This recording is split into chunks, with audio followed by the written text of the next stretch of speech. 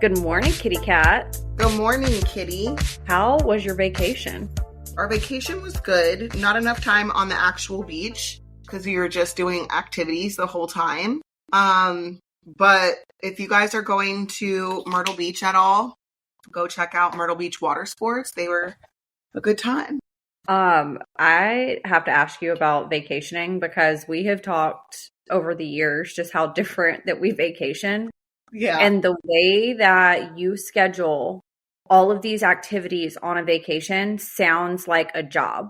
So the thing about it is that it feels like I could go sit by the pool outside at my house every day. So if I go out of town, I want to go be a tourist. I just feel like if you're doing all of that and then you have a schedule like while you're on vacation, to me, the point of vacation is having no schedule. Mm-hmm.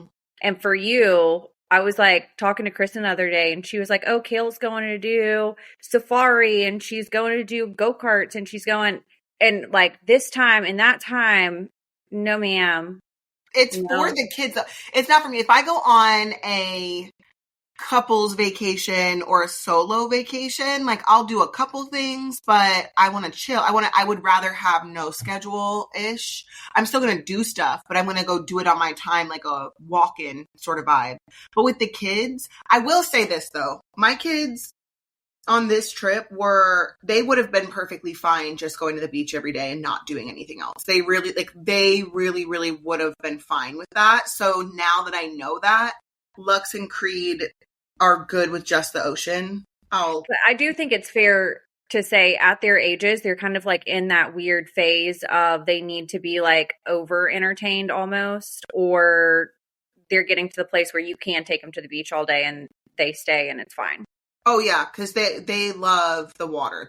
I think like water calms Leos because Leos are fiery and both of them are fiery. Quick update on my whole situation. I had planned out with Hobby that I was going to bring Lux and Creed for their birthdays to go see Lincoln. So we're vacationing in Virginia next week. And Chris turned around and requested that same exact week for his vacation. So not only does he get them for their birthdays, but they do not get to come to Virginia to see Lincoln. So it'll just be me, Elliot, and Lincoln, which is fine, but just bummed out because we could have spent a lot of time just at the ocean. But that just sucks. There is nothing worse than birthing children going through situations where you're no longer together and then your child possibly being with the other parent on their birthday. I can't fucking stand it. Well, there's no birthday clause in our parenting plan. So I do have a birthday clause because people are always so interested in like our parenting plans and stuff, which I think is so interesting. But then if you look at statistics, it's like 51% of the population that have children are in some type of custody situation. Mm-hmm. Mine does have a parenting or a birthday clause in there, not only for Jackson's birthdays, but our birthdays. My other parenting plans have birthday clauses in them. And what do those say? Every other year.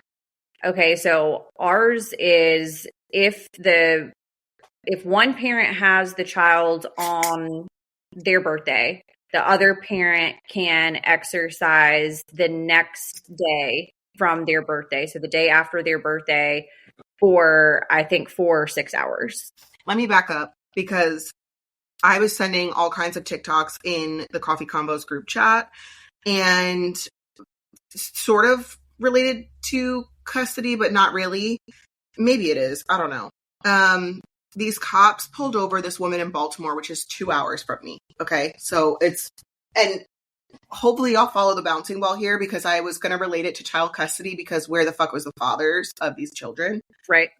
This mom gets pulled over for speeding. And then they notice that she's like basically living out of her car or whatever. And for whatever reason, they ask her to start pulling this stuff out of her vehicle. And they said there's this like really pungent, like gross smell. And so they have her like going through these trash bags in her vehicle. And come to find out,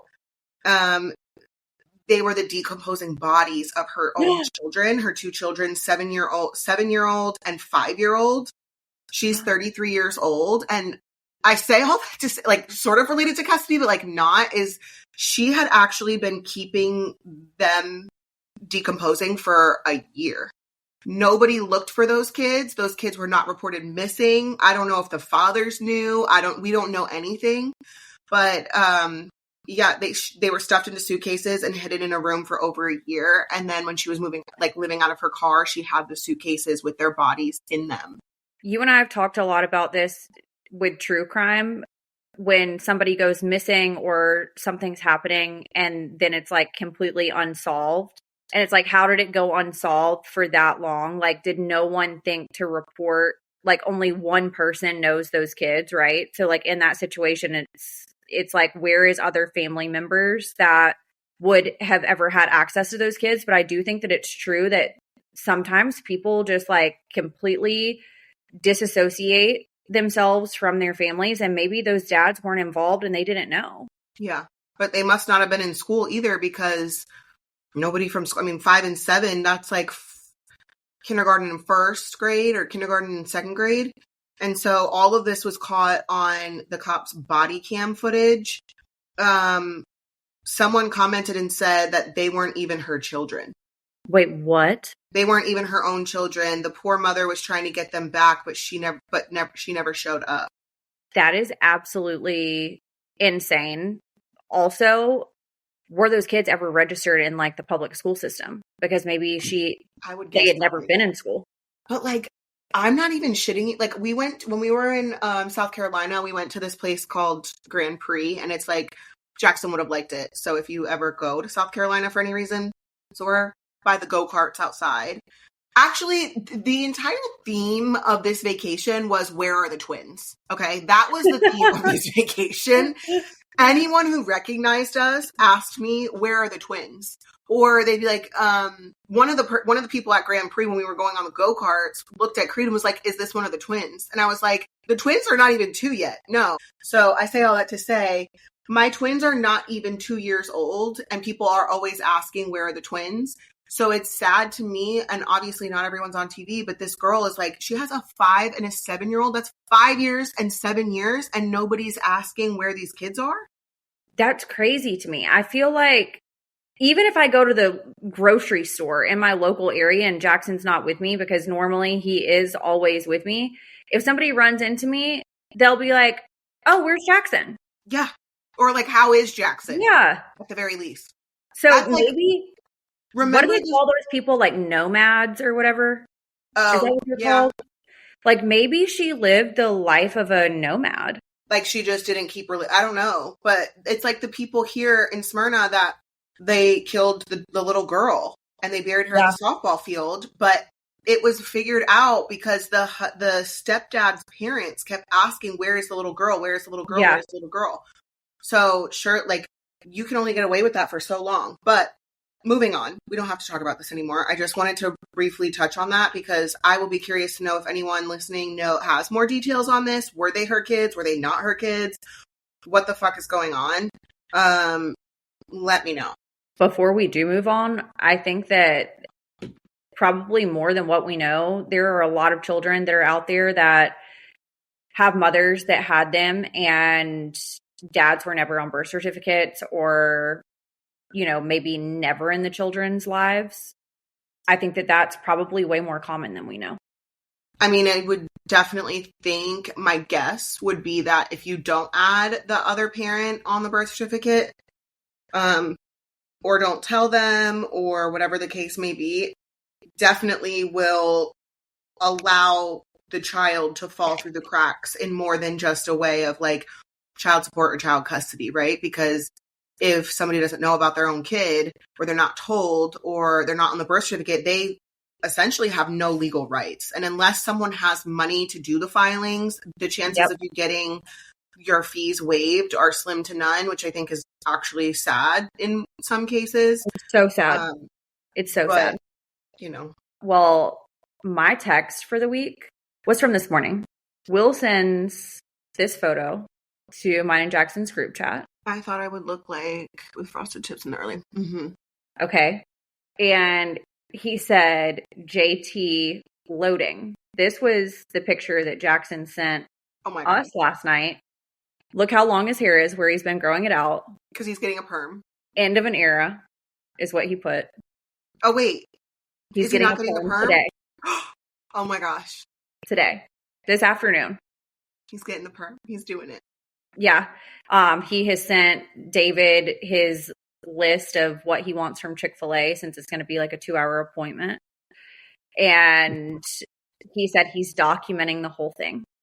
As he should, because he is a trendsetter. And can you imagine what it looks like on him? Like, can you just imagine? I can picture Jackson with like, he actually fits the description of a kid that I would think would get this look. As a parent, you want to empower your child to succeed now and in the future, and K-12 can help your child reach their full potential and give you the support you need to get them there. K-12 powered schools are accredited, tuition-free online public schools for students in kindergarten through 12th grade, designed with an engaging curriculum that supports individual learning styles. With K-12, learning is personalized and provides the flexibility that your family needs. When school can be anywhere, there's internet access, they can learn at their own pace, in their own place. And K-12 powered schools have state certified teachers specifically trained in teaching online. They utilize hands-on innovative technology to make learning interactive. K-12 powered schools even offers social opportunities, extracurricular activities, and in-person events. K-12 has more than 25 years experience in helping students gain the skills that they need to thrive in the future. Join the more than 3 million families who have chosen K-12 and empower your student to reach their full potential now. Go to k12.com/coffeeconvos today to find a tuition-free K-12 powered school near you and enroll now. That's the letter K, the number 12.com/coffeeconvos, k12.com/coffeeconvos.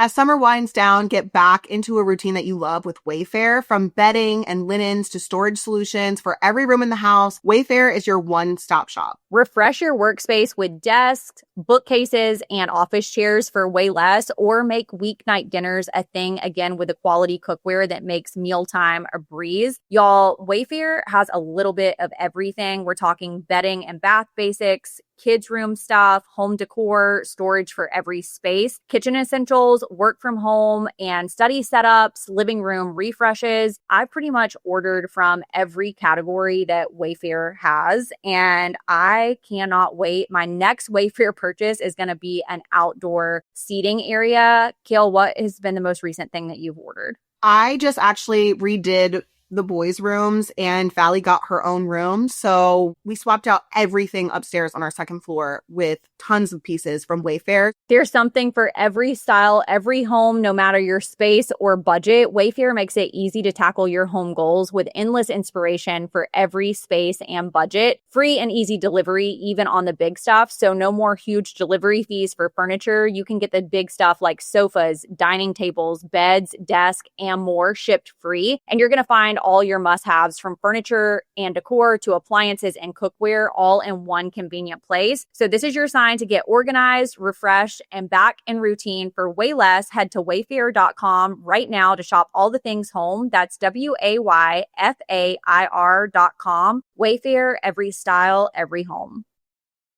I also went back to school shopping. I don't know if you've done that yet.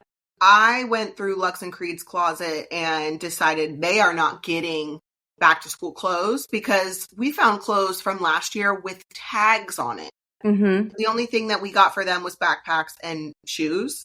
I need to go shopping for Elliot and Lincoln. Okay, I just want to say, anybody who's listening to this, the several people that ran into us at Dick's Sporting Goods thinking that Will and I are back together, we're absolutely not. We just take our kid back to school shopping together. That's so sweet. Yeah. No, it's crazy. This weekend, I started going through Jackson's closet, and I don't know if you're like this at all. I'm to the point that I don't want anything in closets that are not being used. Like, No, we're same. not holding on to shit that you haven't worn, that I know for a fact that you're not going to wear, because your uniform is literally black shorts, black socks, various different like Nike, Under Armour, Adidas t-shirts, and hoodies. Like, I'm not keeping dress clothes because you don't wear them, and we don't go anywhere that require dress clothes. Yep. 1000%. We have usually one thing every school year for dress clothes, which is Spanish immersion night that we're supposed to go to with them in the Spanish program, which is fine. And that's usually black pants and a white shirt. And I made sure that I kept Lincoln's for Lux this year, and then I kept Lux for Creed this year since he's going to kindergarten.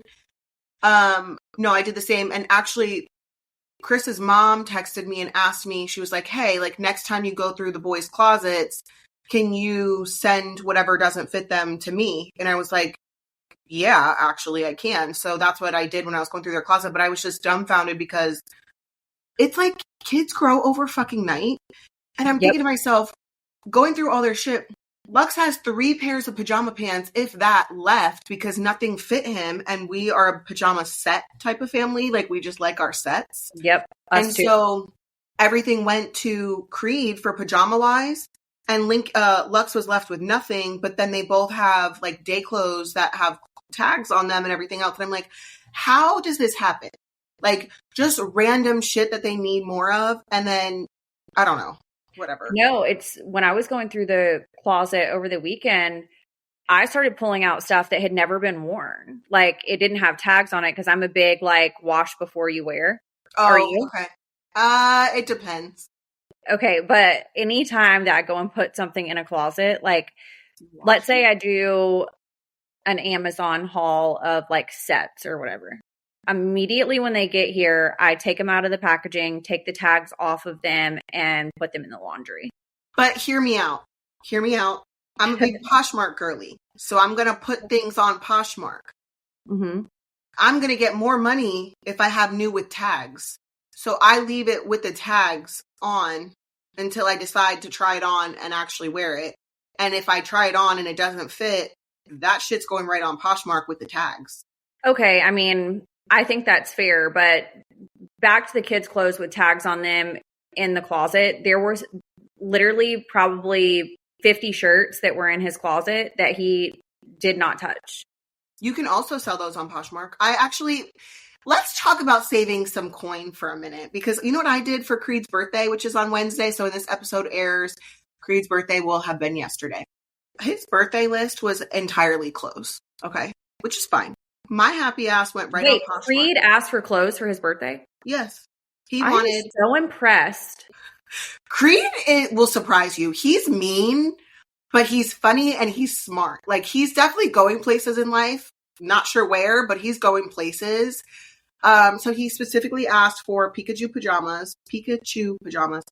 And then like jerseys, hoodies, like clothes. Cool. Love that. The second I heard jerseys, I knew it was getting expensive. So I went on Poshmark and I ordered new with tags jerseys. So he got like a Dolphins jersey, Dolphins jersey, a Falcons hoodie, and then soccer jerseys, like soccer sets. They all were new with tags on Poshmark.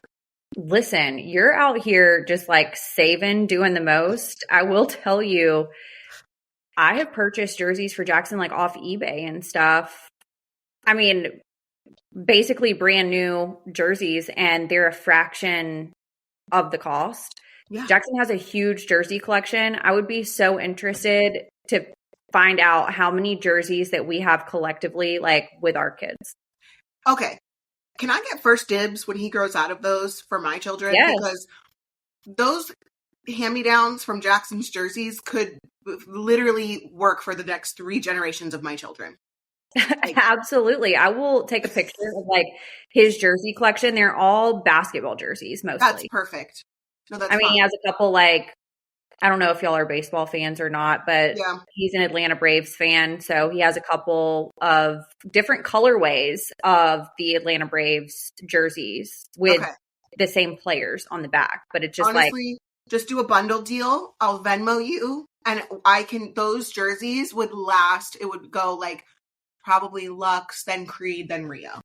I mean, we're talking like almost every NBA team. Oh, we need those. So when Jackson doesn't fit in those anymore, please send them my way. I know where they're going. I want to talk to you about the documentary that I told you to watch on Amazon Prime? And did. You did do it? Mm-hmm. Okay, well, what were your thoughts? We're talking about One Night in Idaho? Yeah. My thoughts were, how stupid could I have been to not realize that this was probably an incel situation? And that is the first time I had ever heard of incel, which is involuntarily celibate. Mm-hmm. And people like this, I don't know if you've ever seen the movie Valentine when you were like younger. It's like, I want to say from like the 80s or the 90s. And it's this kid who was made fun of and bullied like essentially his whole life and didn't really get much attention from women and girls. And so one rejection will just send them over the edge. No shit, that's what was going on here. Here's my theory, because I have a completely new theory now. After the incel, yeah, like after the incel information came out, because I knew nothing about that until this documentary, the Prime documentary. Oh, also, before I forget, I'm just adding this to circle back to how Bryan got to be named a suspect. I saw information on that. So my thoughts are maybe his intention was to go into the house and kill one person. I now am starting to believe that he got enraged when he went to the bedroom thinking only one of the girls was going to be there. And maybe the intention was to rape her and kill her. And then he got so angry, and I think it was Maddie. And he got so angry because Kaylee was there. I thought the target was Kaylee and Maddie was there. I don't know. Thought Kaylee was the target, and now you think it was Maddie that was the target? Yeah. Why is that? Why do you think that it was Maddie's bedroom? But maybe he went into Kaylee's room. No, I don't think so. Kaylee had already moved out of that house and was living somewhere else. So she was having a sleepover with Maddie. So I think he went to the house, went directly to that room. And I believe that he had a motive that we probably will never know, because we will never be able to trust him. Even if he comes out with, this was my motive. We don't know if that's actually true, right? But I think he went into that room thinking that she was going to be there alone, and Kaylee was there. And I think that explains so much of why Kaylee was disfigured in the way that she was. I think they said that she had like 34. I've seen some reports that said 34 stab wounds, and then other reports that said that she had 50 stab wounds. Like her teeth were knocked out, her face was completely bashed in. Kaylee. The dad said it. He believes it was over 50, but wasn't Kaylee the one that said she thought she had a stalker? Yes, Kaylee did say that she thought she had a stalker, but do we think that maybe he was stalking Kaylee and her and Maddie were together so much, maybe Maddie just didn't realize that she was also being stalked? The whole thing is so fascinating to me, and it's frustrating because to Kristen's point, she said that Kaylee said that someone was watching the house. She also was the only one with a dog. So maybe she would have noticed that more than any of the other people there, because she would be taking Murphy out. Right. That's true. And could have been like, okay, I've seen that car here or whatever. I thought it was really interesting how Bryan Kohberger became a suspect, because I always say, like, even with CCTV and things like that, like, how do people get caught? Like, how do you get caught? I don't think that you can get away with murder the same way that you used to be able to get away with murder because of CCTV, ring cameras, this, that, and the third. Bryan Kohberger almost did a good job. He almost did. I don't think so. I mean, to Kaylee's big sister's point, he was a little sloppy, and all it took was the knife sheath. If it wasn't for the knife sheath, I think it would have taken a little bit longer to catch him. But the way that the detectives said that they caught Bryan Kohberger was that they, I guess, subpoenaed Google for records on who was searching on Google this type of crime before it was ever released. And so the only person that would have been able to search something like that looking for it would have been the person who did it himself. And so I guess that the dates that the detective gave to Google were too broad. And so they turned around and had to refine the search essentially, and then narrow down the time frame. And Bryan Kohberger was searching all of these things. And so he didn't, and then the Papa Rogers Facebook account was really weird to me. Okay, but they did say, I believe it was said somewhere in court or after interviews about the Papa Roger account. I think they did say that there was no link to Kohberger with that account, which is absolutely insane, because remember me telling you last time we recorded that there were things said from that Facebook account into groups trying to solve the crime about the knife sheath way before anybody knew anything about the sheath. Yep. Yeah. I also, as much as it pains me to say this, I know that I have said in the past that I thought that maybe there was another person working with Bryan Kohberger. I don't think there was at this point because of all the information that's come out from One Night in Idaho and then also this book that we're reading.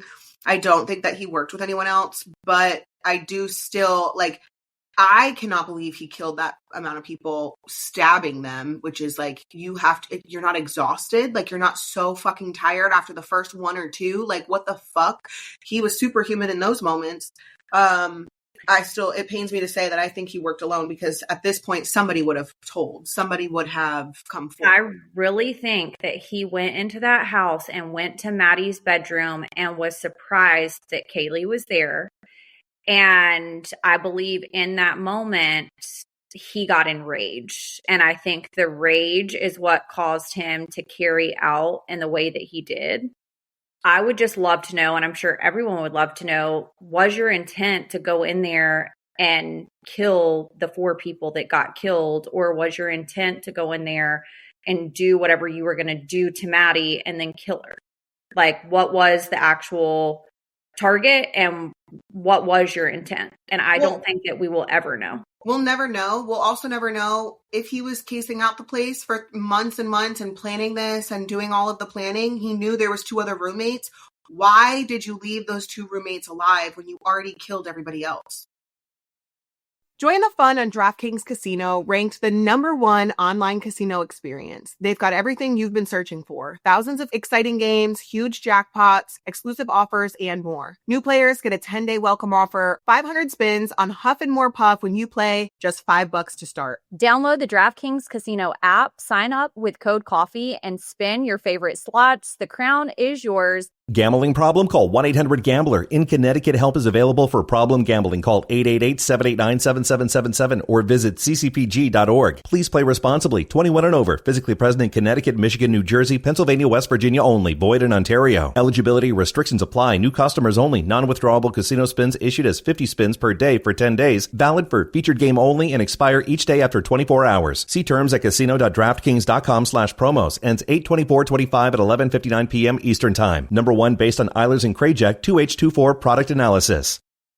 There are so many people that are delaying seeking healthcare, not because they don't actually want help, but because they're overwhelmed by the system. And I am too. There's fine print, endless calls, confusion about what's covered, what's not covered, and people stay on the phone with their insurance, which is so annoying. But that's how Roe comes into play here. Roe clears the path by starting a free insurance check to see which, if any, GLP-1 medications are covered by your insurance. So there's no guesswork, there's no hassle, and you can feel good about taking the next step. I understand how confusing insurance can be, and people don't know what's covered and what's not covered and where to even start. So with this free insurance checker, it breaks all of that down, making it easier to get the care that you may already qualify for. Roe's insurance checker lets you know if you're covered for GLP-1s for free. So if you want to see if you're covered, you just submit your insurance card and Roe will take care of the rest. So we're talking no paperwork, no hassle, no waiting on hold. Roe's free insurance checker will send you a comprehensive report of your coverage details so you can make a decision that is right for your goals. In fact, nearly half of all Roe members have insurance coverage. And if you decide to move forward, Roe can help you understand if GLP-1s like Ozempic and Wegovy are right for you and your goals. But that is just the beginning. When you become a Roe member, you'll have support throughout the process. You'll have access to your provider on demand for any questions. You can join the over 500,000 people who have trusted trusted Ro to check their coverage for free. Go to ro.co/coffeeconvos for your free insurance check. That's ro.co/coffeeconvos to see if your insurance covers GLP-1s for free. Go to ro.co/safety for black box warning and full safety information about GLP-1 medications.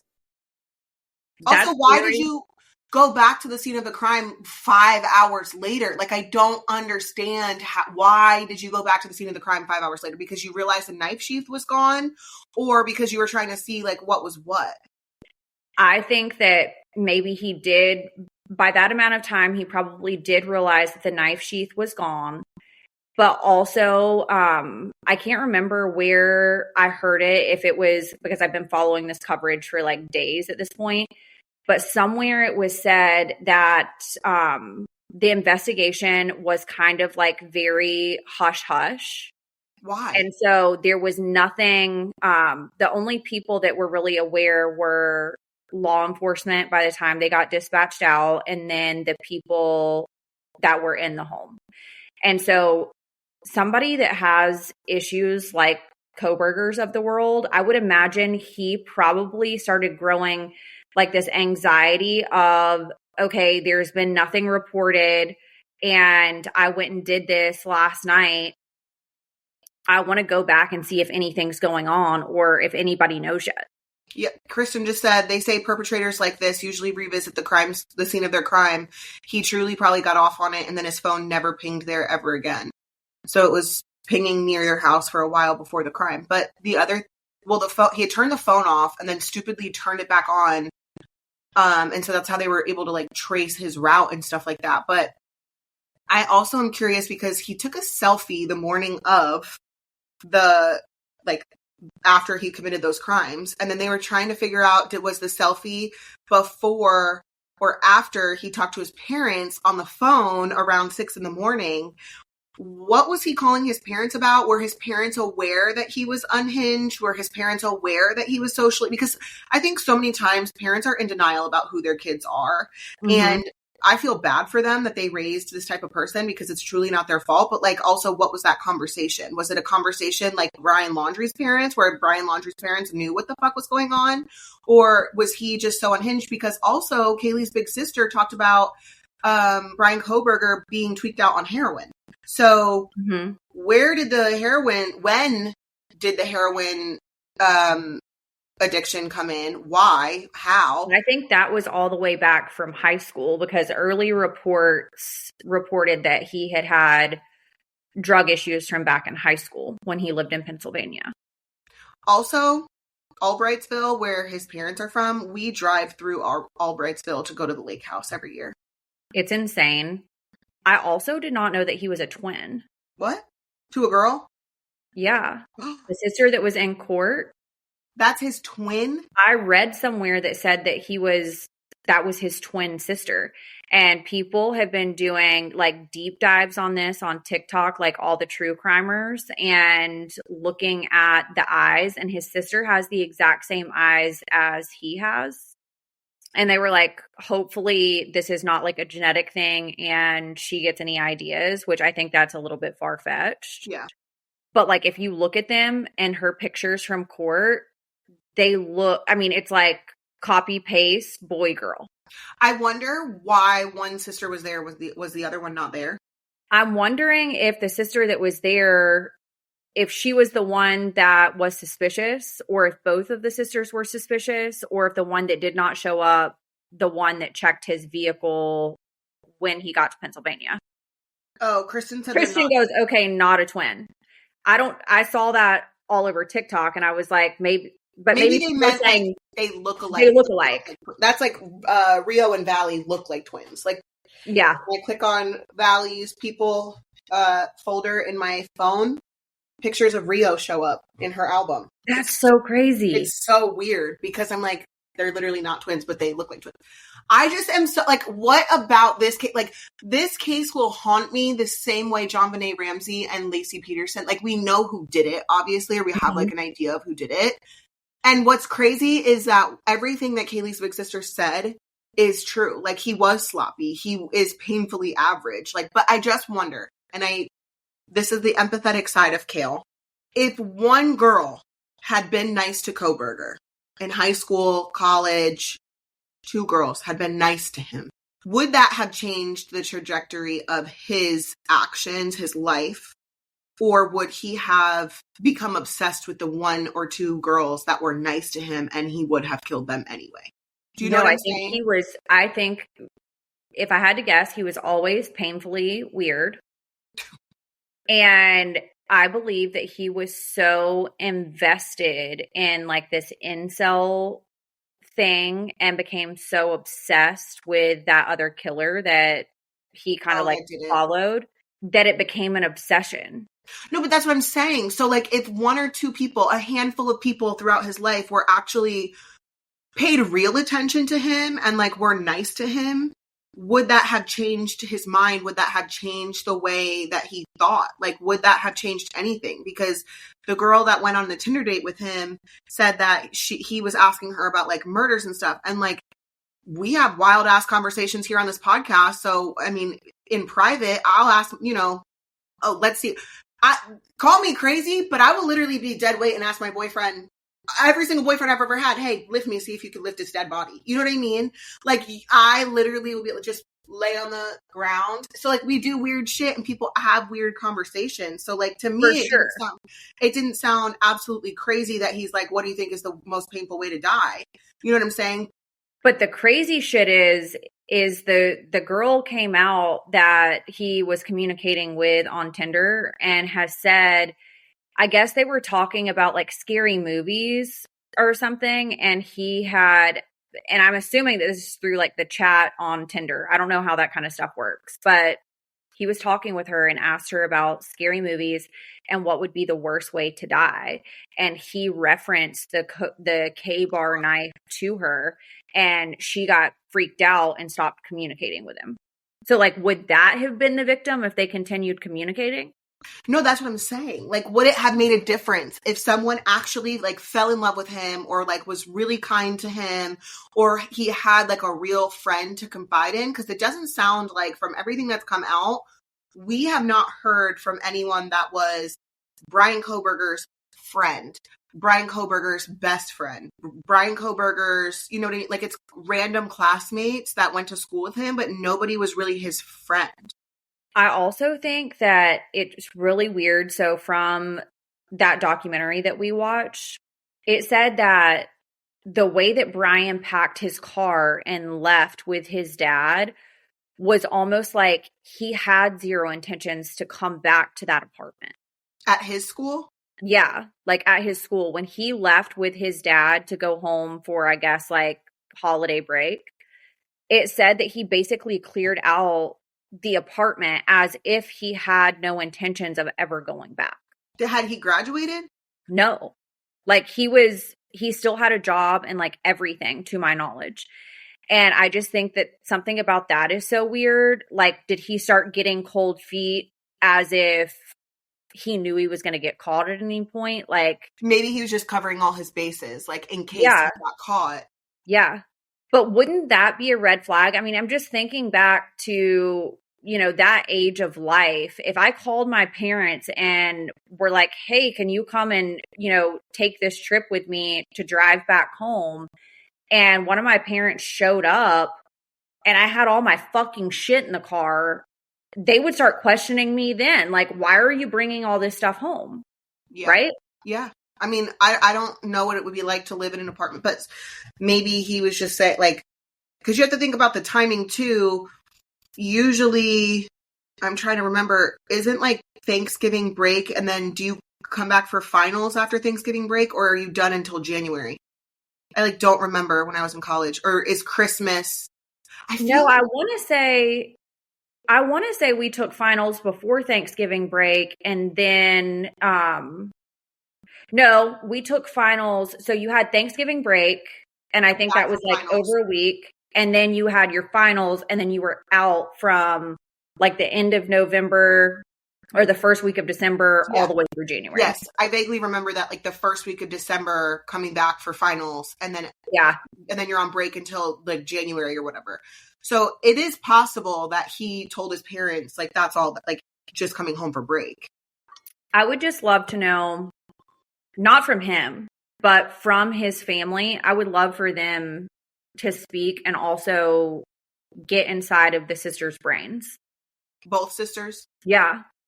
I want to know about all of them, the parents, the sisters, the other extended relatives. When you grow up and have your own family and you sort of start separating yourself from your extended family, like cousins, aunts, uncles. Yeah. What that looks like. Because if you look at cases like the Menendez brothers, you have extended family speaking in, on the Menendez brothers' side, looking out for them. But I would be curious for Bryan Kohberger what that looks like. Did everyone in the family think he was weird? Was he always weird? Was he not weird at home? Maybe he was comfortable at home and he wasn't coming off as weird. I did read somewhere that before the sentencing, he had received a visit to the jail from his mom and his sister. So there were photos of them coming out of the jail. So I do know that. And then also his ex cellmate from that jail had come out and said that he had the weirdest habits. He would be up all hours of the night and basically sleep all day, and that he washed his hands for an extended period of time and took over hour-long showers. He also washed his hands a lot. That's so fascinating. I don't know. Can we study his brain? I have so many questions. Also, I hope that the family donates his brain. I just need to know what everybody thinks. I want to know I want to talk to him so bad. Just like the rest of America. Obviously we don't want to continue giving him a platform, but also things we'll just never understand. And it's the unknown that I can't sit with. I don't know about you guys, but as soon as the temperatures start rising, I'm ready to swap out anything that's bulky or makes me feel uncomfortable, starting specifically with my bra drawer. This summer, I want to stay cool, comfortable, and supported, especially when we're going on vacation. And Honey Love's cutting-edge bra innovation comes into play right here. If you are still dealing with underwire that pokes or just is super uncomfortable, you need an upgrade. And Honey Love makes the best wireless bras that feel like a second skin. They're super lightweight, they're breathable, and perfect for hot summer days, whether you're wearing a t-shirt or a tank top. And so let's talk about that. Let's talk about comfort. Honey Love's signature support comes from the smart design. There's no stiff wires or bulky padding. It's all the shape and hold you want with any of the stuff that you don't want. Truly, once you guys try these bras, you're going to honestly forget that you're even wearing one. And that is my jam. So y'all can go ahead and ditch the discomfort, say bye to wires, and treat yourself to the summer support that you deserve with Honey Love. For a limited time, you can get Honey Love on sale. Treat yourself to 20% off your entire order by heading to honeylove.com/coffee. You guys can support the show and check them out because you deserve this glow up. And Kail, I don't know about you, but I kind of got into the phase years ago from wearing bras that had underwire. And when I got home, immediately the bra's coming off. No, 1,000%. That's the first thing coming off, but we don't have to worry about that with Honey Love. Treat yourself to the most comfortable and innovative bras on earth and save 20% off site-wide at honeylove.com/coffee. Use our exclusive link to get 20% off, honeylove.com/coffee. After you purchase, they're going to ask you where you heard about them. Please, please, please support our show and tell them that we sent you. Experience the new standard in bras with Honey Love. I did find it very interesting that they have confirmed or have said that there had to have been a second weapon based off of the way that Kaylee's face looked, that there had to have been a second something used.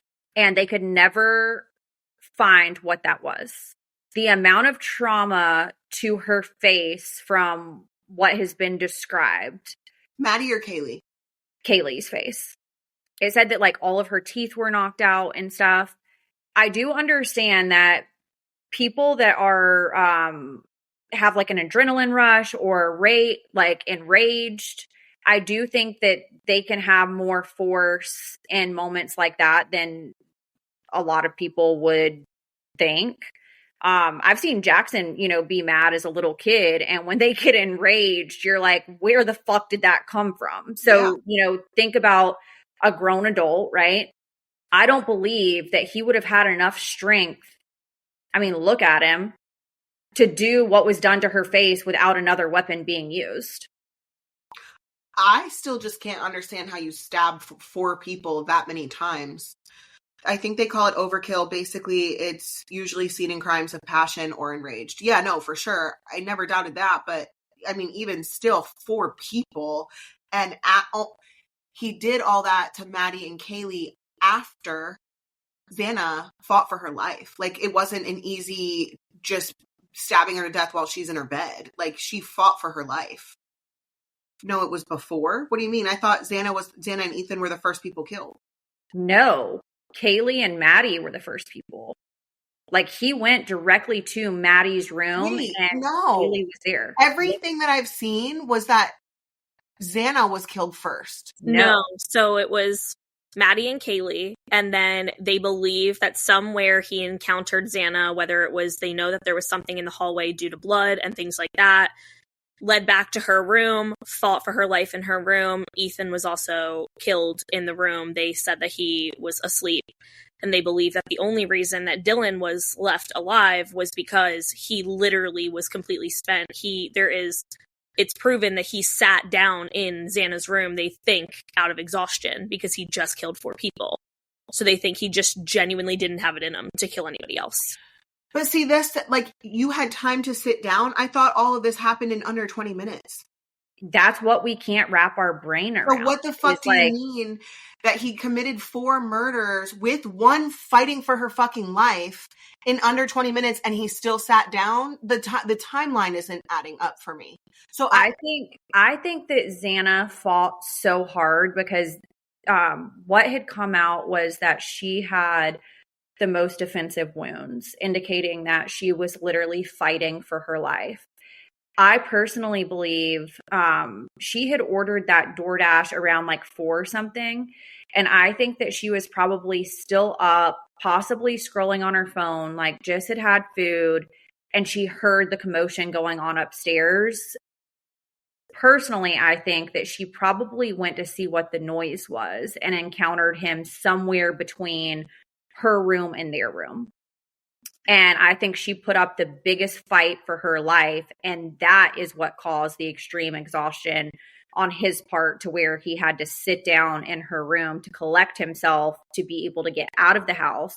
And I think when he saw Dylan, I mean, the level of exhaustion after killing 4 people in that small amount of time is insane. Why do they think he sat down? Where was the time for him to sit down? Also, why didn't Xana answer then if Dylan called? If Dylan was calling everybody, Xana didn't answer for Dylan or whoever called. I think she was already dead. Mm-hmm. I think that they were already passed away. Because she said that she heard what she thought was Kaylee playing with her dog. And that's when she started calling. So Xana would not have been dead by then. No, she didn't start calling until, if I'm not mistaken, she saw him, is what I am led to believe. When she opened her door the 3rd time, saw this masked figure. Okay, so Xana and Ethan were not collateral damage. It was, I thought that because their room was first, like in the sequence of like, I thought that he got to them so that they wouldn't stop him from going to the other 2.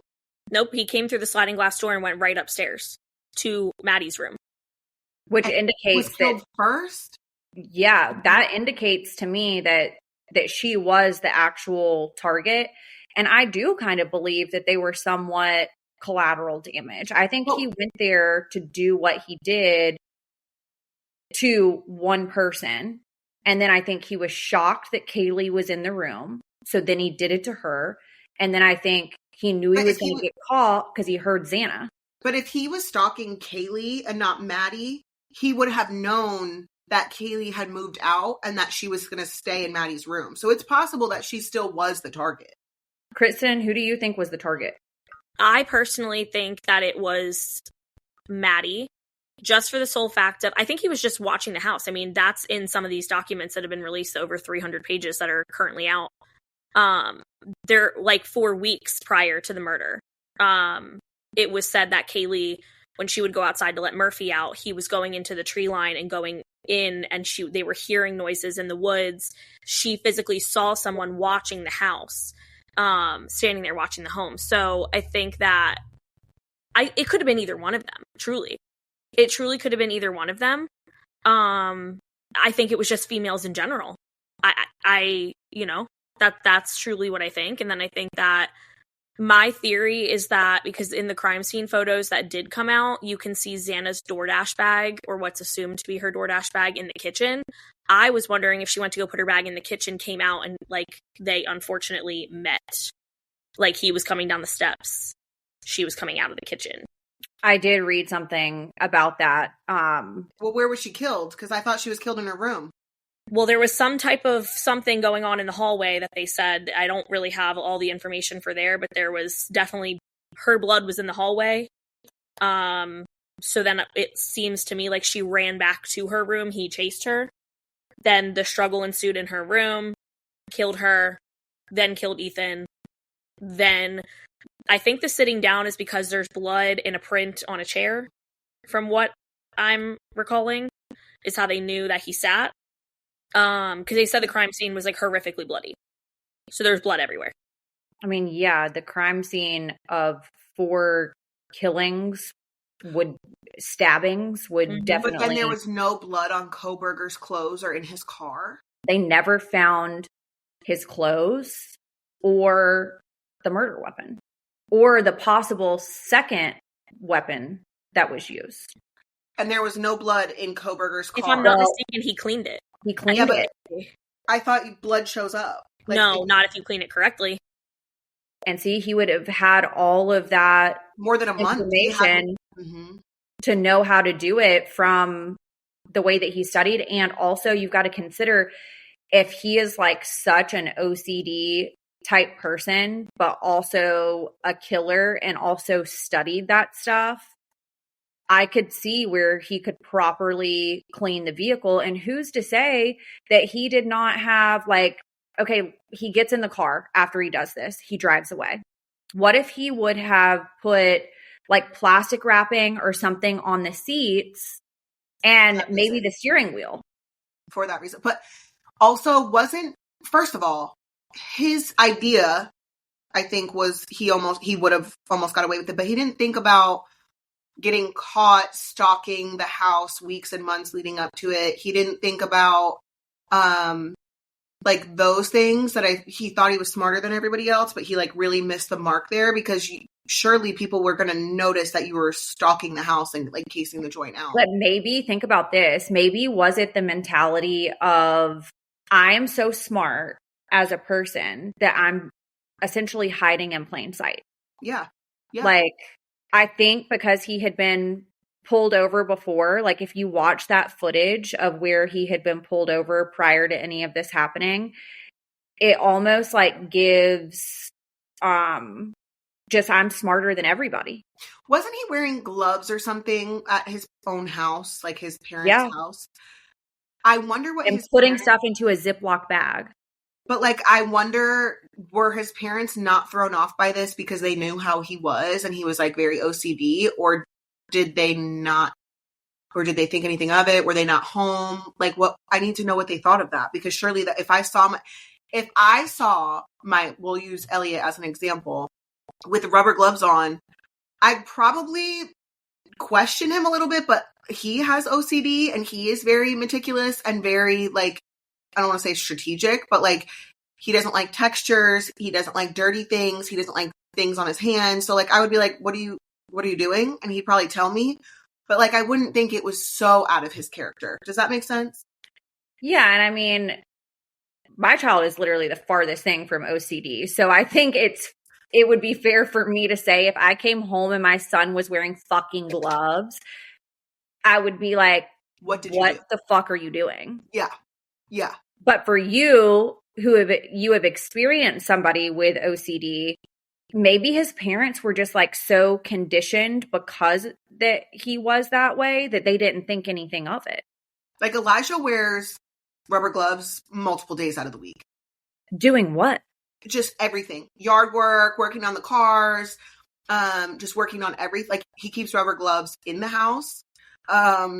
And he cleans with rubber gloves on. Like if he's going to wash the walls, he'll have the kids wear them. Wash the walls? Yeah.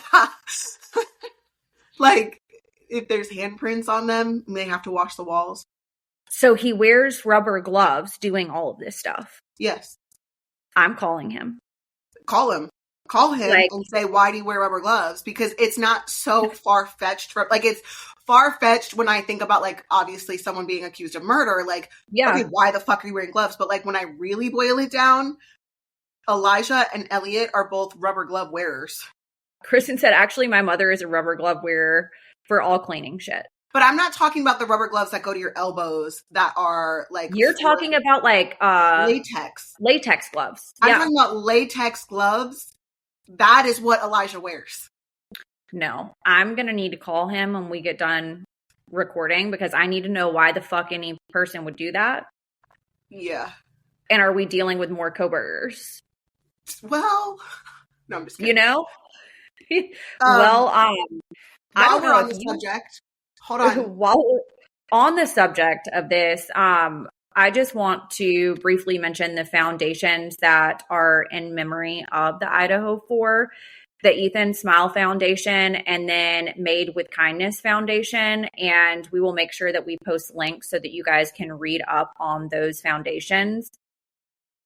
We love Rocket Money over here at Coffee Combos Podcast, and we're here to tell you about it again because we love it so much. Rocket Money is a personal finance app that helps you find and cancel your unwanted subscriptions, monitors your spending, and helps you lower your bills so you can grow your savings. This is literally how I was able to get my in-ground pool when I built this house. And Rocket Money shows you all your expenses in one place, including subscriptions you forgot about. I don't know about anyone else, but I just canceled a subscription that I had yesterday. And if you see a subscription you no longer want, Rocket Money will actually help you cancel it. Their dashboard lays out your total financial picture, including bill due dates and paydays in a way that's easy to digest. So if you are not tech savvy like me, it's still super easy to create all of your custom budgets and you can base those on your past spending. So if you have a goal that you would like to save for, like my most recent purchase was my hot tub, Rocket Money can analyze your accounts to find the best time each month to put extra money aside. And Rocket Money will even try to negotiate to lower bills for you.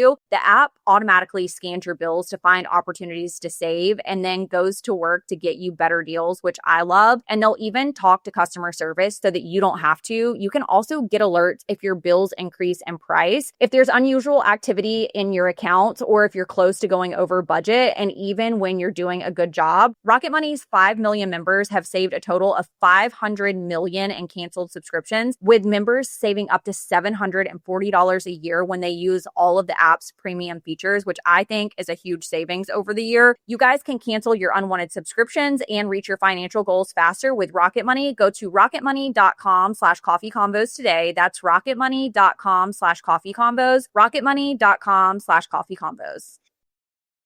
Yesterday, we announced that Coffee Combos Podcast is crossing over with Chapter 7 Book Club, and we will be doing a live book club on August the 11th. And I can't even believe that I'm at the place where I'm joining book club and like I'm no longer a fraudulent reader. No, you got your book first and started reading it. That we're reading the Idaho 4, An American Tragedy by James Patterson and Vicky Ward. And this obviously fits it right into what we were talking about in this episode. And so we will be covering this book. It is a hefty read.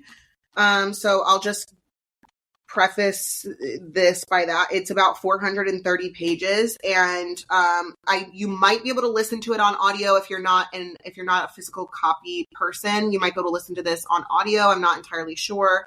We'll link this on our story if you want to order it. It's also at Target, and I'm really excited to have you as part of book club.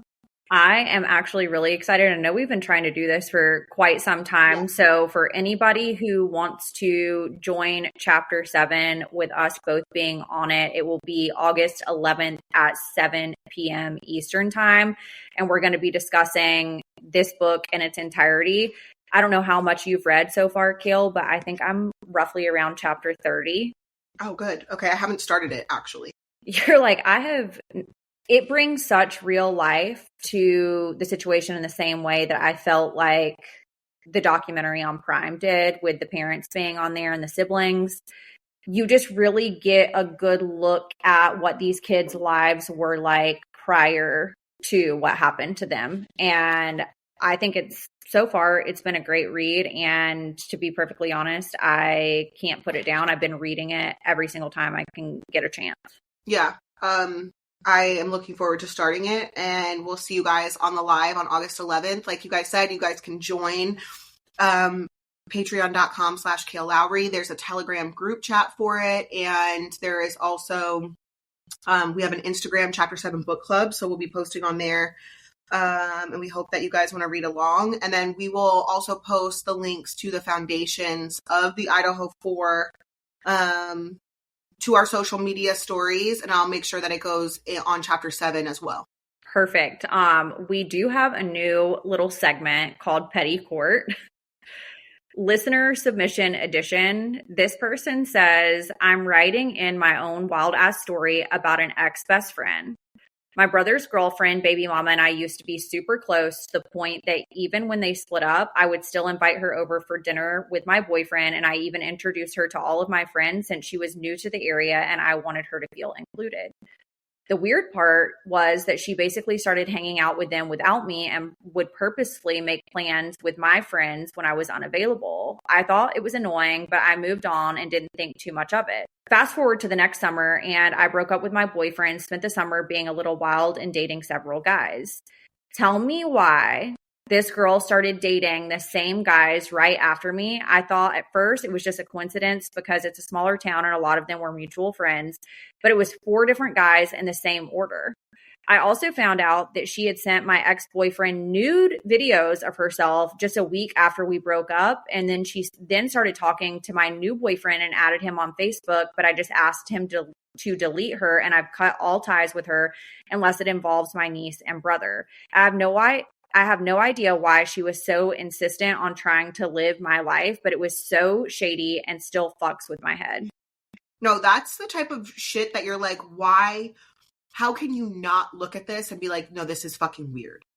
Okay, so I'm going to bring like a real life story to you that was kind of similar to this. Remember Pickleball Girl? Yes.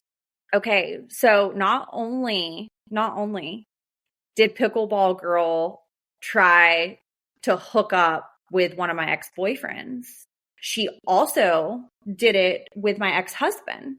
Yes, ma'am. Yes, ma'am. And it's like, you know what? There are some people that they either want to be you so bad or they feel like you've got it like all going on. So there are bitches out there in the world that would only date someone because you did. I know someone like that. And it's fucking weird. No, it's very weird. No, I don't even know how I saw it, but when I saw that these people were like friends on Facebook, I called Will and I said, Mr. Sir, how do you know that person?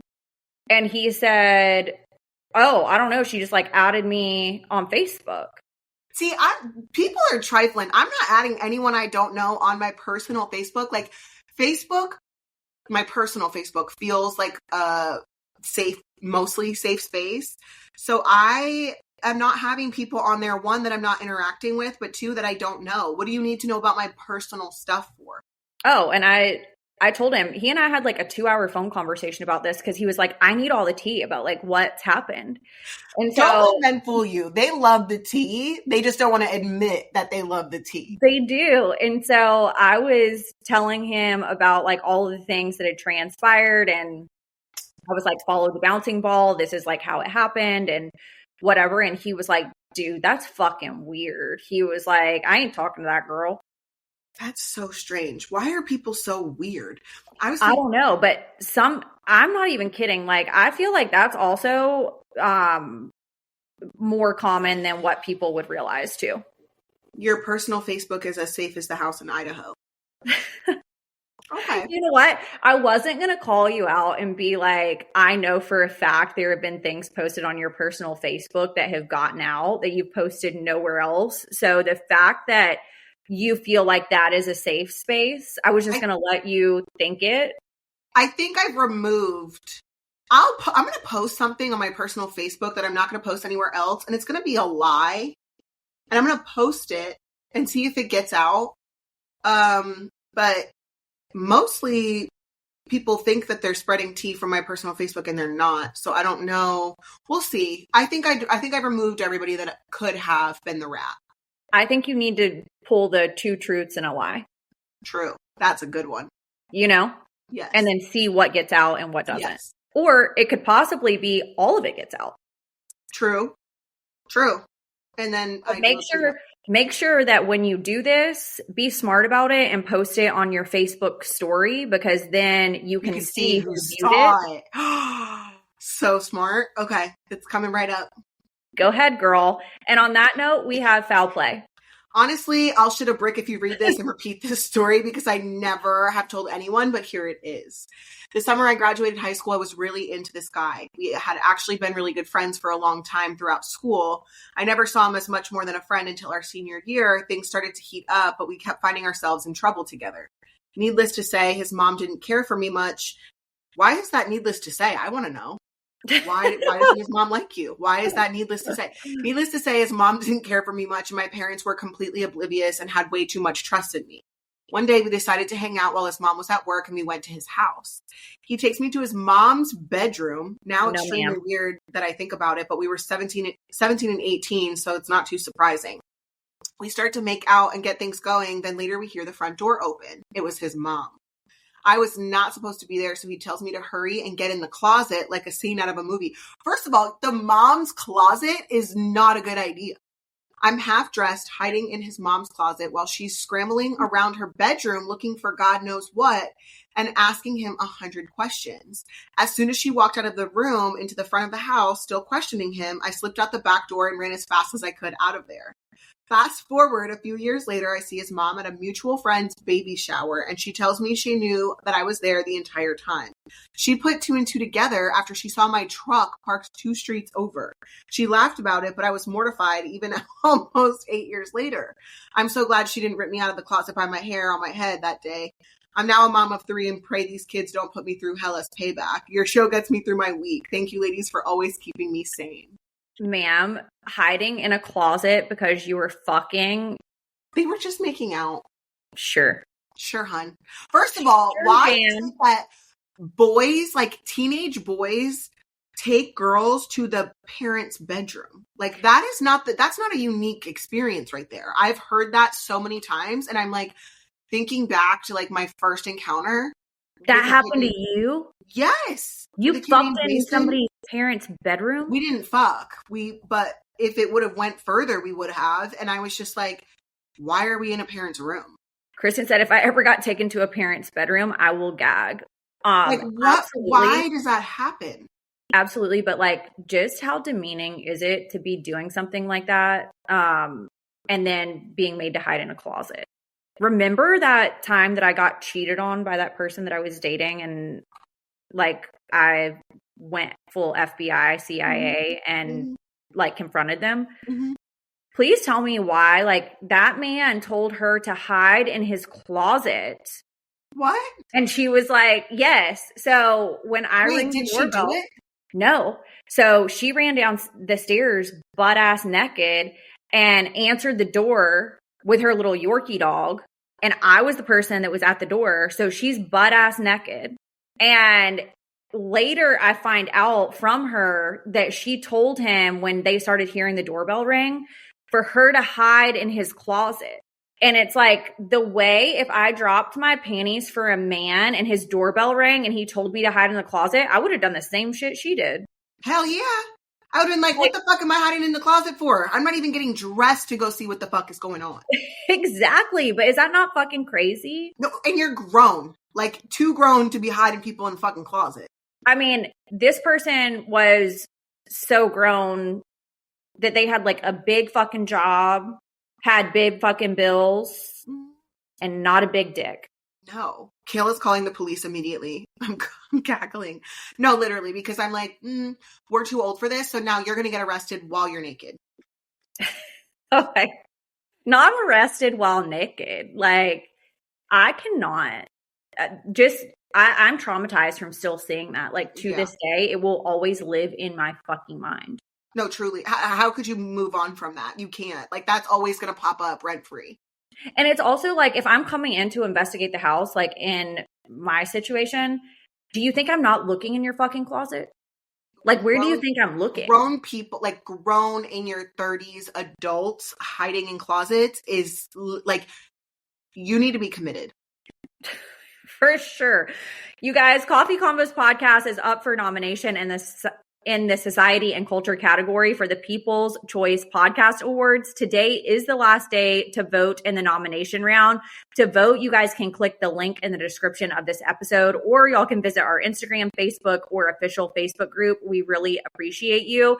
Yesterday, we announced that Coffee Convos Podcast is crossing over with Chapter 7 Book Club. We will be doing a live book club on August 11th at 7 p.m. Eastern Time to discuss the Idaho 4, An American Tragedy by James Patterson and Vicky Ward. Make sure to sign up for access at patreon.com/Kail Lowry. All of your favorite podcasts have also teamed up to clear the list this year. It is important for us to show our support and appreciation for our teachers. Head to our socials for information on how to enter. Applications close on Sunday, August the 3rd. Thank you guys for always supporting our show. Please subscribe and review on the Apple Podcast app, follow and rate on Spotify, or listen wherever you get your pods. For our latest merch, visit www.coffeeconvospodcast.com to shop. For full video episodes, they are available on Kail's Patreon at www.patreon.com/Kail Lowry. Don't forget to follow us on Instagram and join our Facebook group to connect with us and our community. We hope you guys have the best week, and we'll talk to you soon. See ya.